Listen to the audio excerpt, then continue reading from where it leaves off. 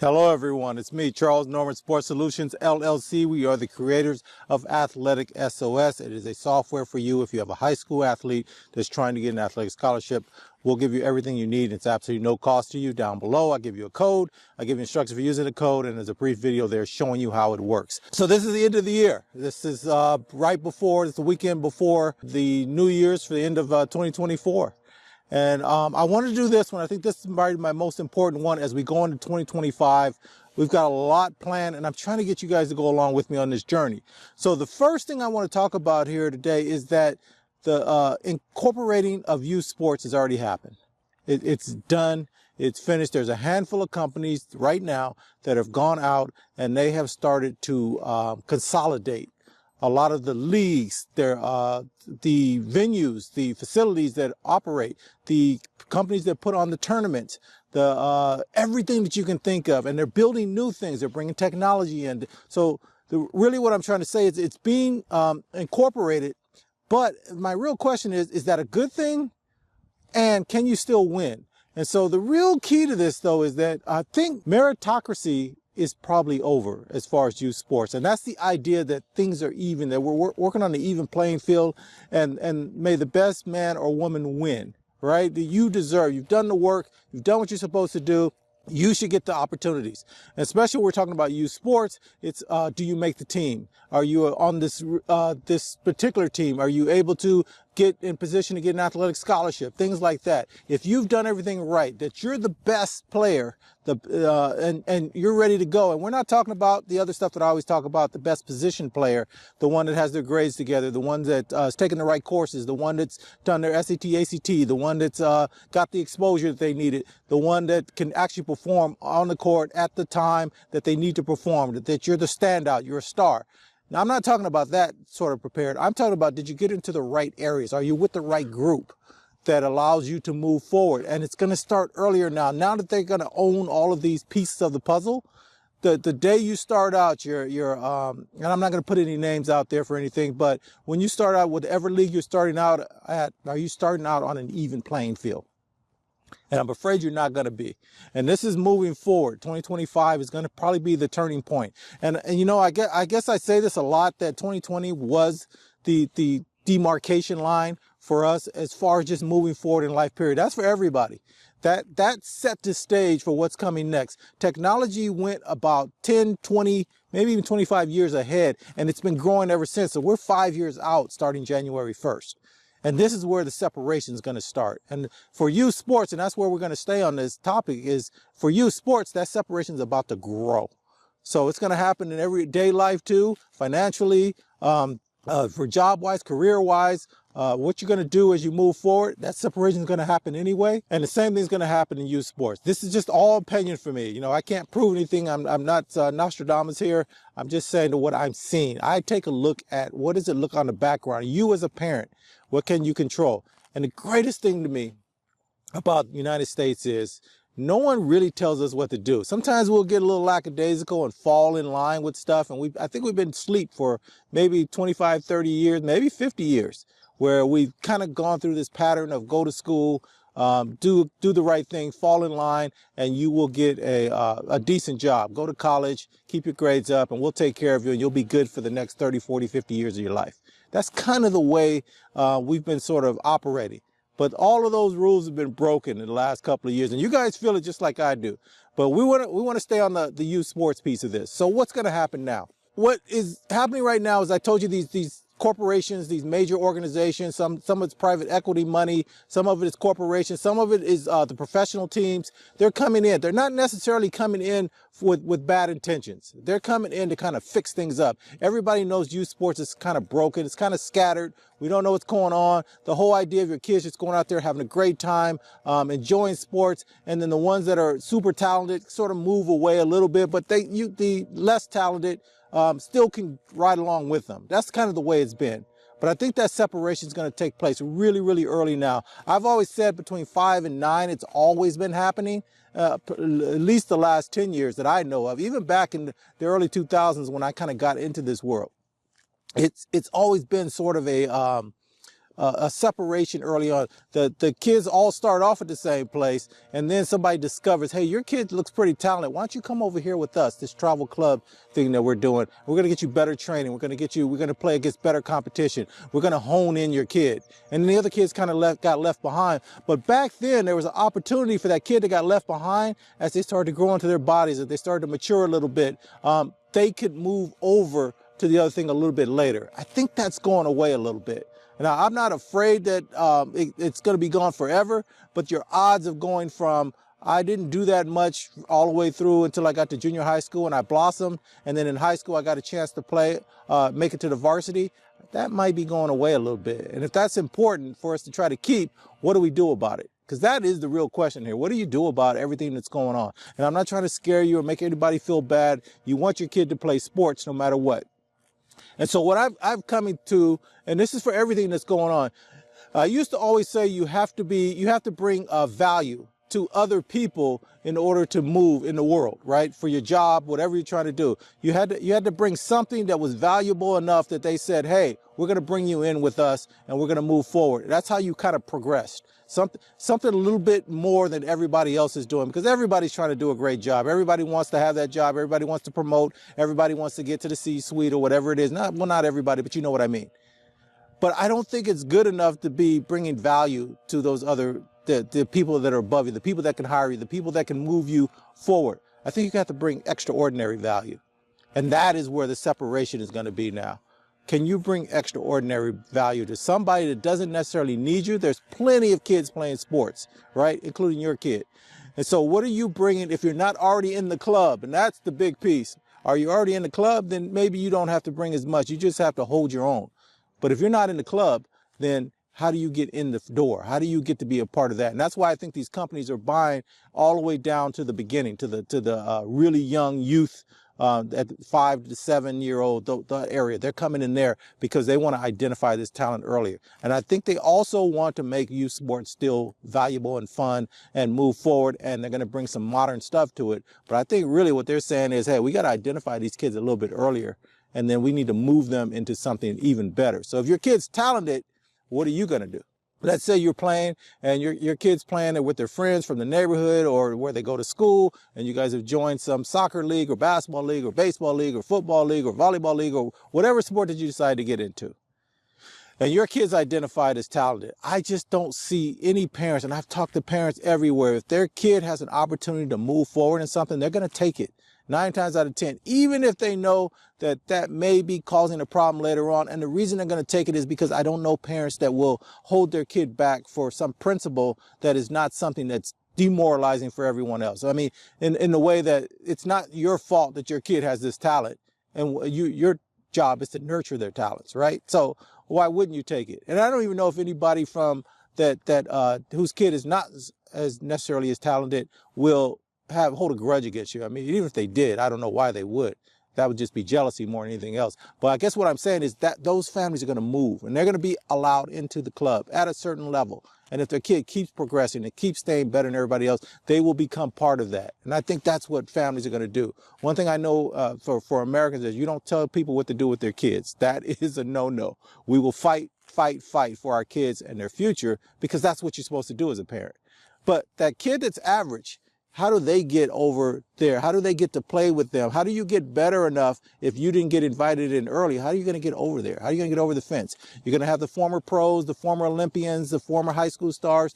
They're going to kind of already be starting over there because their parents gave them a head start, or maybe they have older brothers, other older siblings that got them already when they went for their first tryouts and stuff. And so they look good early on. But there's going to be a group of kids that are going to be able to move into that. That's going to be the problem. That's going to be the stuff we're going to talk about in 2025. How do we get there? How do we get over here where our kid can have the best chance of doing the most with their talent? But I want to go a little bit further than that even. So let's say your kid is pretty talented. Let's start at the high school level. You're at the high school level right now. And so you're trying to get an athletic scholarship, but maybe you're being overlooked. You're not quite considered. Maybe you were a late bloomer. And so you're trying to get there. And I've got this going right now. It is December 2024, and and I've had this for the last 5 years, I would say.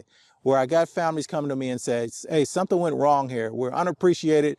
My kid can play at this level. I don't know what I'm supposed to do. And so what do I do? Well, the first thing I always tell everybody is you have to let these coaches, these college coaches, know you even exist. If you've been unappreciated, that maybe you're playing at a high school that's not as good as the other high schools in the area, but you're the star on your team and you're holding your own, you have to let these coaches know where you are. But you have to find out what the schools are. That's what AthleticSOS does. That's why I designed AthleticSOS for people like you. You want to find the schools that you qualify for that offer your sport and offer scholarships, and you want to contact them. You can do that using our software. It doesn't cost you anything to do that. But that's only one part of it. You also got to prove to those coaches that you can play against the best of the best. How do you get there? How do you get to play? Maybe your high school team, your high school coach wants to go for wins. I've seen this way too often. They want to go for wins, so they play weaker teams so they can get the wins in, but you don't get your reps against the best of the best, the other kids that are going to go play at the collegiate level. You got to find a way to pull that off. It could be a travel club program. Maybe you go to a certain camp. Maybe you have to do something to get yourself discovered, right? And it doesn't matter if you're a senior, junior, sophomore, freshman. In order to get better, iron sharpens iron. You have to play against college level kids, and then sometimes those kids will be better than you. The second thing is you got to have something about you that stands out. And so this is one of the things I keep telling you guys, that yes, you can go to the best trainers and they can get you really good at your sport. And you can even go to some specialists that are going to work on a particular piece of the sport that you're going to be good at. Maybe it's hitting. I always say go after what the sport is all about. So if I'm doing baseball, let's say I play baseball, I can be a great fielder, a great base runner, a great defensive player, great, I can throw, I can do all this stuff. I can run, throw, but can I hit? Because if you can hit, and that's what the sport is all about, then you're going to get an opportunity to do a lot of things. If you're playing basketball, can you put the ball in the basket? And more specifically, can you shoot? Now I know everybody's shooting threes and all that, but can you put the ball in the basket and can you shoot? Yes, you should be a great defensive player. You should be able to handle the ball. You should be able to make passes, set screens, defend really well. All of that stuff is great. Can you put the ball in the basket? They don't need everybody to put the ball in the basket. And in fact, the higher you go, they're going to designate people that put the ball in the basket the best to put the ball in the basket. And you got to do other things, but you have to be able to put the ball in the basket at some point. And you may get away with rebounding or something like that, but I would go after what is the sport about. And so those are the kind of things you want to be really, really cognizant of as you move forward. You're going to try to find somebody that can allow you to learn those skills to the best of how you are built and play and what position you might play. That's the next thing. You want to get trained for the position you would play at the collegiate level. That is what you're trying to do. So even if you're playing something else in high school, where does it look like you would end up at the collegiate level? You need to go get trained on that. And then you need to show it off. You need to go to combines and showcases and viewing tournaments. You need to be in a position where somebody can recognize that. But if you don't tell them you're going to be there and they don't know you exist, they're not coming to see you. They may be coming there, but they may be going there to see somebody else, and they're going to follow that player around. They're not even going to pay attention to you unless you happen to be competing right next to them or against them directly. And even then, all they're doing is saying, this kid that I come to look at, I want this kid already, so I'm going to give them extra reps. I'm going to watch them a little bit more. You have to be able to catch my eye. That's a hard thing to do. It's not that much time. So don't rely on that. They should already know you exist. They know you want to come there. They know you academically qualified to go to that school, and somebody's vouched for you that you could play at that level, or you're going to prove to them you can play at that level by sending them film or something like that. Okay, so we're just getting ourselves in position to do what we're trying to do as we move forward. We're being proactive, not reactive. We're not waiting to be discovered. We're letting people come in to verify that we are who we say we are. That's the way you move forward. That's the move forward as we move on. Okay, so you got those things down. You got your grades. You got all the other stuff set up so that you qualify to go to that school. But here's the other piece, and I always say this, and everybody always rolls their eyes at me, and you guys can do the same thing. The best chance for you to keep moving forward at a sport, from youth all the way up, is to be the best version of you at that sport. And this is where I always talk about going back as you move, as your body shape is, the way you move, the things that you do in life. There's somebody that was exactly like you, played exactly like you, and got to the highest level. You need to find that player. You need to go look at film or video. Somebody, one of your parents, your uncle said, who do I play like? Who do I remind you of when I'm out there and I'm running and doing stuff? They may see something somewhere. And if you don't have that, no one knows who you play like or whatever, go look at any kind of all-star game. Go look at any Olympics if you're playing like running track or doing one of the Olympic sports. Go look. Somebody moved just like you and they made it. Study them. And then you take whatever they have, because they got to the highest level. Study them. How do they move? How do they operate in the field of competition? And then the final piece for that is that, okay, now you got to go put in your piece of it. You got to do something that makes you unique and special, and it's already built into you. I don't know how to pull that piece out. And everybody always, whenever I say that, everybody's like, well, what does that mean? What do I do? There's something about you that is special. And you got to add that to what you already saw somebody else did, and you got to train to match up to what they already did. It could be 5, 10, 15, 20 years ago that they participated. You've got to add some new stuff on top of that. And then if you don't know what that is, then I would say this. I would try to create something. I would do something that's just slightly awkward, slightly different, slightly unique, that I would just work on, you know, going off the wrong foot or moving in a certain way, a lateral way. And you know what, not a lot of great ways to do this, and I'm going to say this and everybody's going to think I'm crazy, is video games.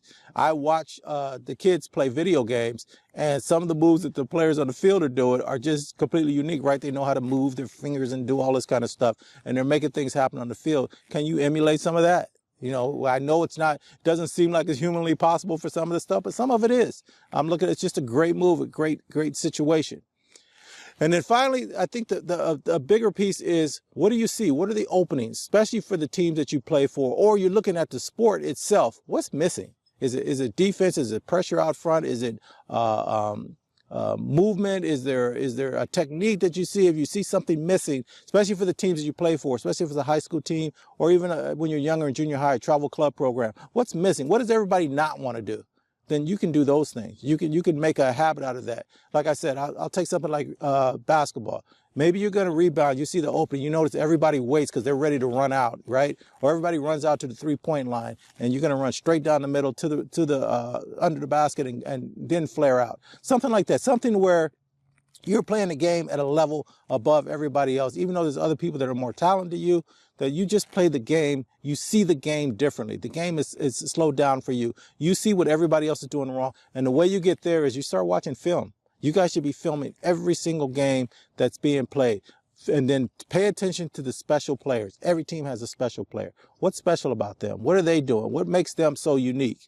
What makes them the star of their team? And then you've got to be able to, and this is something coaches never ever say. Even for the kid that they're telling, hey, just pass the ball, get it over to this person, or just open up this hole, just do this, just do this. There is a moment in every game where you just got to go.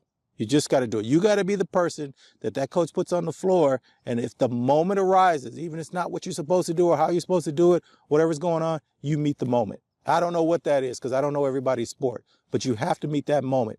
So you almost have to be in a position where the coach just knows having you on the floor is going to be good things for them. But if you're playing an individual sport or you're doing something like that, there is a moment. Everything is tied. Everything is dead even. Everything is equal. And you pull ahead. Or you make the other person make a mistake. Those are the kind of things, that is a mental toughness that you just have to develop. But that's just you believing in you, that I'm going to win this. I'm going to come out ahead. I'm going to be the victor no matter what's going on. People can see that. Coaches can see that.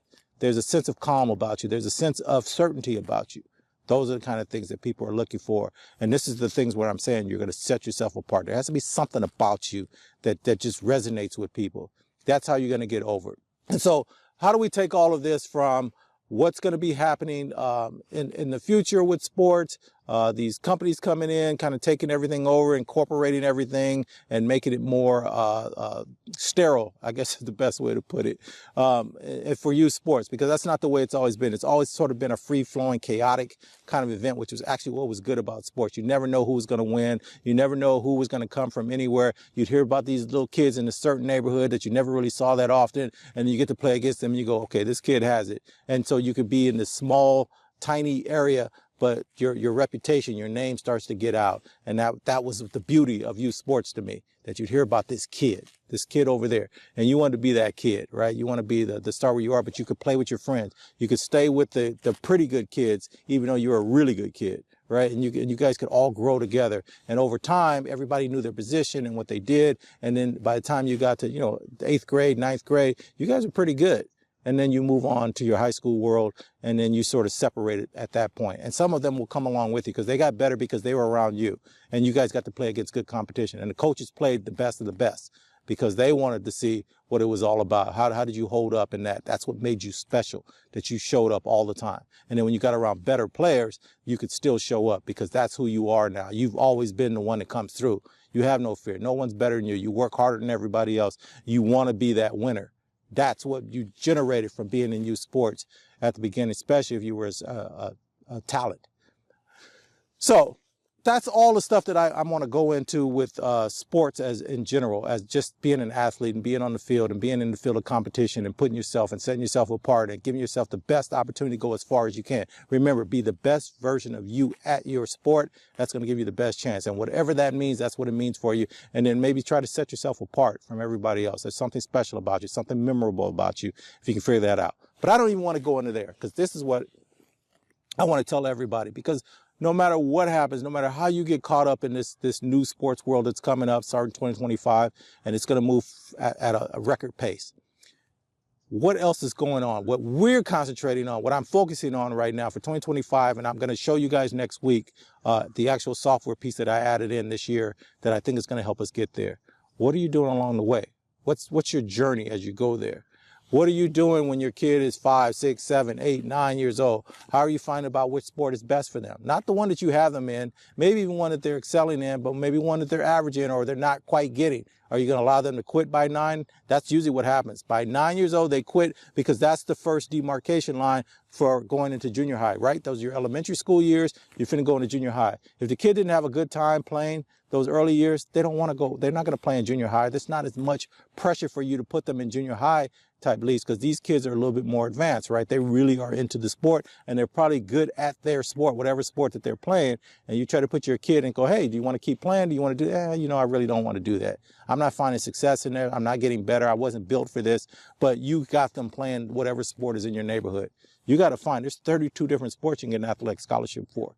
You need to be reaching for one of those. So those are the kind of things that you want to do. You want to find out, how do I find the sport that fits my kid? And that means you're going to have to try and dabble in a few other sports, whether it's just recreational to see if they connect with it, or you get them around, you know, a league, a tryout, maybe a training class about it, those kind of things. Let's get them ready there. But while we're doing that, what else are we doing? Maybe they are playing. Maybe they're having a little bit of fun. Things are going pretty good for them. What else are you doing when you go out to these events? Here was the pattern for us in elementary school. You go to the game. You get up in the morning. You go to the game.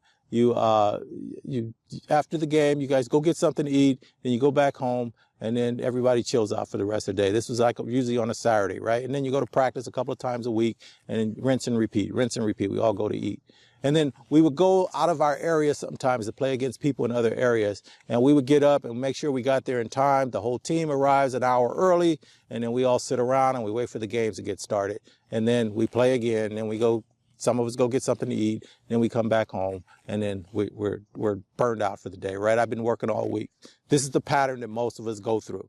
But what I want you guys to start thinking about is, when you're going, when you're playing and you guys are finished playing, what else can you guys go do for a little while? Just to go walk around. Is there some place to go? Is there a pier? Is there something happening over at the local fairground? Is there something happening at downtown? When I'm going to go eat, I don't go eat just because it's a chain restaurant that we already know about. Let's find some place that's a little bit different where we can walk around and do something afterwards. I guess what I'm saying is, can we get our kids to kind of explore and see where they are in the world and something that your kid is interested in and they know about? What is there? What is something else we can do that takes us away from the normal day-to-day, the routine, that sort of thing? That's what I'm trying to get you guys to do as parents. And I know it's exhausting already. You already went to practice all week. You had to work all week. You've got your own issues. You got stuff you got to clean up at the house. You got to do groceries. You got to make a run here. You got to do this. You got to do that. You got stuff you have to do. But you were going to go eat anyway. You were going to go do this other routine. You're just stretching it out just a little bit more with your kids, and you're letting them discover stuff and see stuff. Or maybe you go get some food and sit out at the park and you guys just have a picnic and let the kids just run and have fun instead of everything being so structured. Practice, school, the games, that type of thing. Let them stretch out a little bit and then get some of the other parents that want to go along with that. That's just a small way of doing that. And then when you guys are going places and you got all your team together and there's a game this week or there's practice going on out there, you guys, these leagues, you guys should let these kids just try to mill around with each other and talk about these are the people that are going to compete against at some point in the season. Everybody plays against every other team or whatever's going on. They need to meet these kids. They need to get to know these kids. They need to be in a social setting where there's no pressure. There's no parents telling them what they have to do. They're just hanging out or they just want to play against each other. Here's the other thing, and this one's really big for me for girls. They got to play pickup. You guys got to get them out and just take them somewhere and let them play. Go sit in the car. I know everybody doesn't want their daughters out there at the park. I never see girls go to the park as a group, even though they all live next to each other. They don't do anything as a group. They never just go to the park just to have fun, just to play, just to have. Even if you guys have to rent a gym, just to let them, or even if it's just an hour before practice, something you can say, hey, we're going to be here. Our practice is from 9 to 10. But we're going to open up the door at 8 for you guys if you want to come work out, and let them, just encourage them. Go ahead. Why don't you guys do a little pickup game? Some of the kids that don't get to play with the starters or something like that, mix the teams up so they can all play together so they can become friends. And so the friends look out for each other, and that's kind of what you want to do. And you don't know where that other kid's going to end up doing it. If you're doing later on that you might be a part of, that they want you to be a part of because you were the star and they weren't. And so now they kind of remember how you treated them really well and you brought them into the world and you gave them some cool points. Some of your swag rubbed off on them a little bit because you recognized who they were because they were your friend when you were younger. Those are the kind of things you're trying to build on. Okay. And then the other thing is, you've got kids that are neighbors that your kids probably grew up playing with and you sort of separated as an athlete, right? They're not athletic. They're not really into that, but they're into something else. Bring that kid with you when you guys go see the game. Hey, you want to go and see Johnny Susie play today? Hey, I'll drive you guys over and I'll get you something to eat. We're going to go get something to eat. And even though that kid doesn't fit in with the team, right? Sometimes you go eat with the team and all that kind of stuff. Let them come and see what's going on. And you guys kind of hang out. Maybe that day you just take your kid and that kid and you guys go do something else outside. But the reason I want this to happen is I want you guys to go with that kid for whatever they do. Maybe they're into something else. They're into music. They're into I don't know what they're doing, right? But I want you to let your kid get away from just being this athlete and to move over and find out what their friends are doing. Maybe they'll find an interest outside of athletics that's a little bit different. Maybe that kid plays a different sport than your kid and they want to go see that. Maybe they ride motorcycles. Maybe I don't know what everybody else is doing. But I guess what I'm trying to say is this should be an adventure for your kid. It should be a way to let their imagination run when they get back. Wow, that was pretty cool. I didn't even think that was a thing, type of thing. That's what I want you guys to get into, to let your kids experience, still be a kid. One of the biggest problems with kids playing sports is sometimes they don't get to just be a kid. And so I want them to have those experiences. I want them to have, and then the other thing is you guys get a lot of access. Kids that play sports get access to places. They get to go places and do things that other kids don't get to do. And you don't think about it at the time because, oh, we got to drive this 4 hours over here to this big tournament out here. We got to get a hotel room. We got to do this. This is an adventure. But make that adventure more than just going to play the game. You're going to make that adventure about, hey, we're in this new area. Let's see what's going on out here. And you got the computer now. You guys can find anything, things to do in the area, things afterwards. Get the coach. I remember we went to a tournament in Oregon, and our coach was from Ventura High School. And all the girls, everybody else is at the gym watching all the games and getting ready. Don't wear yourself out. Don't get tired and all that. And we went on a ride down the Clackamas River.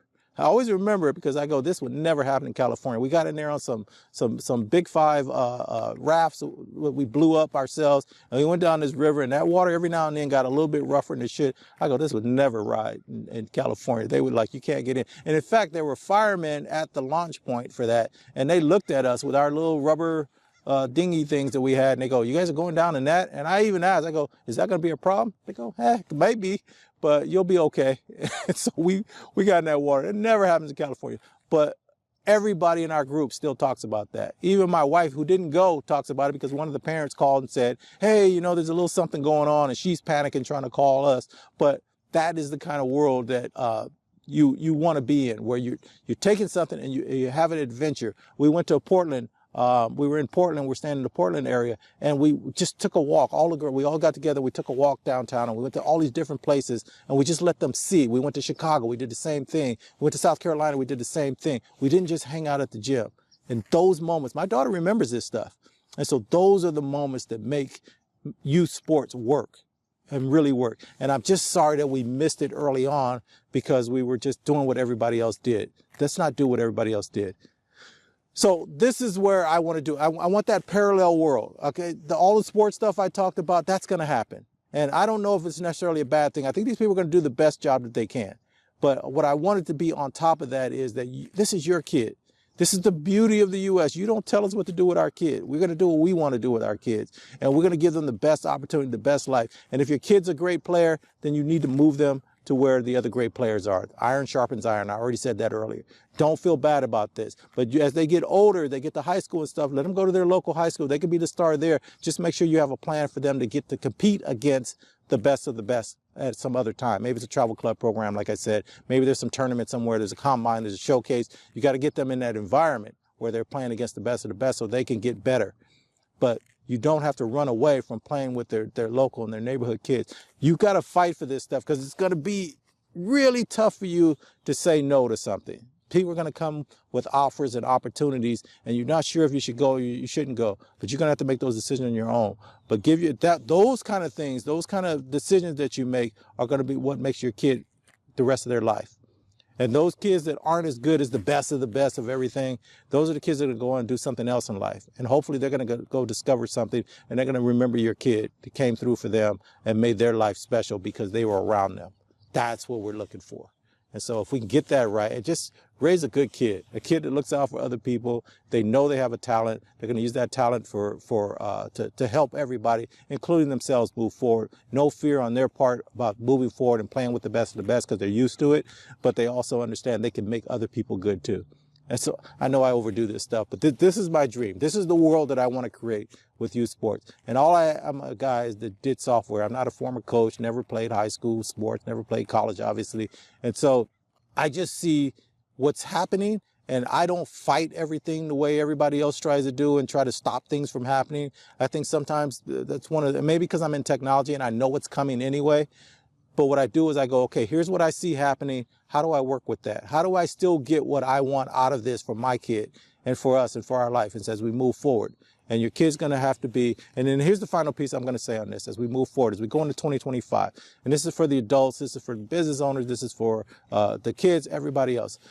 The world that's coming, moving forward is you're still going to have to play in that world of go to school, get good grades, maybe go to college, go to trade school, whatever you're going to do, get a job because you got to put food on the table. Even as that is being pulled away from you by automation, right? It's going away. They don't need as many people working. At the same time, you have to be building something on your own, and you're going to have to teach your kids this too. So the same thing for them. Yeah, we're going to be playing sports, and I'm tired as a parent, and I'm sure you're tired today, but we're going to go do something else cool too. And it's going to be something that maybe resonates with you. And if it doesn't, we don't need to do that anymore. We'll do something else. But this adventure through youth sports is going to be just that, an adventure. It's going to be a discovery. It's going to be opportunity. It's going to be all of the things. I want your imagination running real fast. I want your curiosity up. What can we do? Maybe have the kids start going, hey, so we're going to be over in this area. Here's 5 things I found to do. Pick one. We're going to go do it after the game. That's where we're going to do stuff. One of the cool things that I did used to do with my daughter now and my wife, after the game, even though they probably were a little smelly, they didn't play that hard, but we would go to a really, really nice hotel restaurant. I'd find like a really good hotel and we would go eat there. And it was very quiet, very hush when it was just my daughter. And every now and then some of her friends that rode with us to the game, we would take them and they would sit there and we'd sit on a patio and maybe we were looking over the ocean or something like that. And you could tell they were all cool with it. After they finished eating, they just wanted to go walk. Can we go down to the beach? Go ahead, go down and we could see them. I said, just stay in our sight where we can see what you're doing. And so those kind of, and my son would go with us too, some of those. He'd go, hey, where are you guys going to go? You know, he didn't want to go watch his sister play, but he wanted to go where we're going to go with it. Those are the things. Those are the memories. That's what I want to kind of create out of youth sports. I don't want it just to be youth sports anymore. I want us to do more. All right, guys, this has been a long one. It's been a remarkable 2024. I've learned so much. I've met so many cool people. We're going to be doing so many great things next year. When I do the one next week, I'm going to talk about this stuff. I'm probably going to show you a piece of the software that I'm trying to do so that it can make sense in your head what we're trying to do. If there's any organization, especially sports organization, leagues, things like that, if you guys want to help me along with this project, just reach out to me. Just go to info@AthleticSOS. Let me know. I'll reach back out to you. I'll show you what we're trying to do, and I hope you guys can help me and help these kids. If you guys are putting on big tournaments, big events for sports, especially for youth sports, just let me know. And then I'm going to put it in our system so that people will know it exists. I'm looking for organizations that are willing to let kids come try out a sport for the first time. I have a spot for that too. So those are the kind of things I want to do. You know what? I'm one person. I don't want to be the leader of anything or anything like that. I just want to kind of get this thing flowing so other people can take over and do their own version of what I'm kind of trying to do. All right. Okay, guys. As always, best of luck to you in all your endeavors. I hope you guys had a good 2024. 2025 is going to be a roller coaster for everything that's going on. And so we got to be ready for it. But I want to meet it with our kids as the lead and for our future, and not trying to worry and be, chewing our fingernails over what might happen. We're going to make things happen. Proactive, not reactive. So that's where we're going with this. Talk to you guys next week. Bye.